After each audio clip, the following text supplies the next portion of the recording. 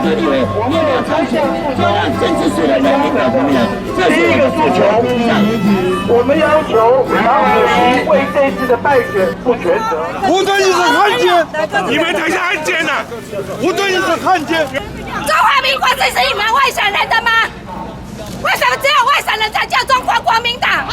台湾人就被你们叫汉奸？没有是你们几个在。你们吃相太难看了啦！国民党吴主席要求吴主席下来。国民党基层要求吴主席下台。吴主席本来就要下台啦，我们也不会挽留他。你不要再乱讲！你不要再乱讲！你不要乱讲！讲不出个道理啊！你还乱讲！吴主席就是有本省精英，凭什么可以给外省草包？不能给本省精英？都在勾心斗角，都在想着要卡谁卡谁，点名谁，然后好像觉得这个党换了一个党主席，这个党就会变好一样。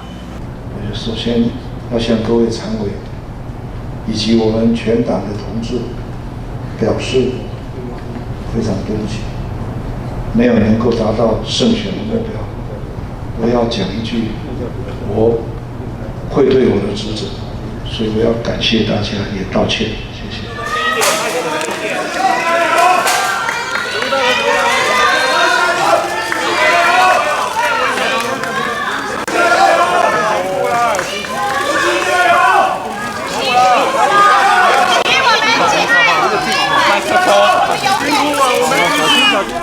首先要向各位常委以及我们全党的同志表示非常对不起，没有能够达到胜选的目标。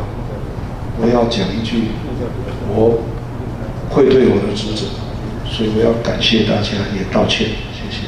党可能会遇到挫折，但是我们中国国民党是有历史的，有坚定的信念的，我们不会灰心丧志，别再失志。选举有胜也有败，我们过去这20年来，也曾经几次的败选，能够从失败当中坚定、团结、一心一德，我们就有重新返回执政的机会。中华民国选民对中国国民党的期待，我们一定会勇于改革，倾听各界意见，也会引进，也会有一套制度，希望未来的党主席有一套制度，能够引进年轻人源源不绝的进来国民党里面，让他有未来有更好的发展空间，一起跟国民党打拼，一起为中华民国未来的永续发展做出更具体的贡献。所以我仅做这样的一个发言。各位媒体朋友，大家好。感谢各位对本党的关心。刚刚我们郑秘书长也向各位报告，国民党这次受到空前的冲击，我们当然要深切的改革。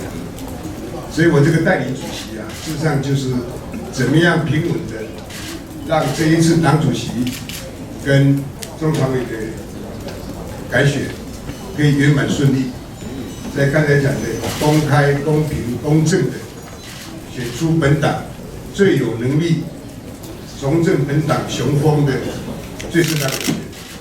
所以以后，当然我们希望媒体朋友本着监督本党好的改革的政策，都给我们支持，让本党可以在中华民国替台湾所有的2300万人民做更多的服务，让两岸和平的发展。